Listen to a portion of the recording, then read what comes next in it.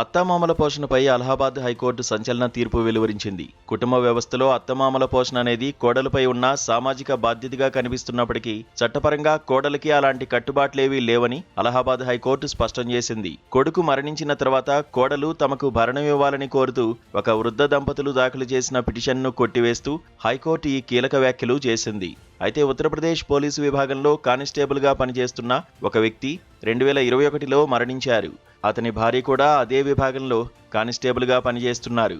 కుమారుడి మరణం తర్వాత తాము నిస్సహాయులుగా మారామని, కోడలికి సొంతంగా ఆదాయం ఉండడమే కాకుండా కొడుకు సర్వీస్ బెనిఫిట్స్ కూడా ఆమెకే అందాయని వృద్ధ దంపతులు కోర్టును ఆశ్రయించారు. నైతిక బాధ్యతగానైనా కోడలు తమను పోషించాలని, దీన్ని చట్టపరమైన బాధ్యతగా పరిగణించాలని వారు కోరారు. అయితే గతంలో ఫ్యామిలీ కోర్టు వీరి అభ్యర్థనను తిరస్కరించడంతో వీరు హైకోర్టులో రివిజన్ పిటిషన్ దాఖలు చేశారు. ఈ పిటిషన్పై విచారణ చేపట్టిన అలహాబాద్ హైకోర్టు బిఎన్ఎస్ఎస్లోని సెక్షన్ 144 పరిధిని విశ్లేషించింది.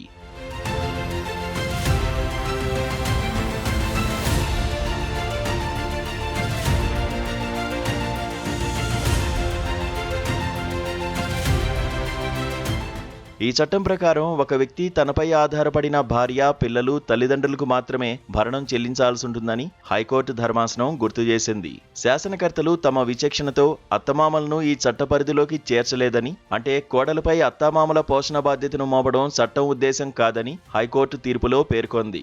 నైతిక బాధ్యత అనేది ఎంత బలంగా అనిపించినా చట్టబద్ధమైన నిబంధన లేనిదే దాన్ని చట్టపరమైన బాధ్యతగా అమలు చేయలేమని అలహాబాద్ హైకోర్టు స్పష్టం చేసింది.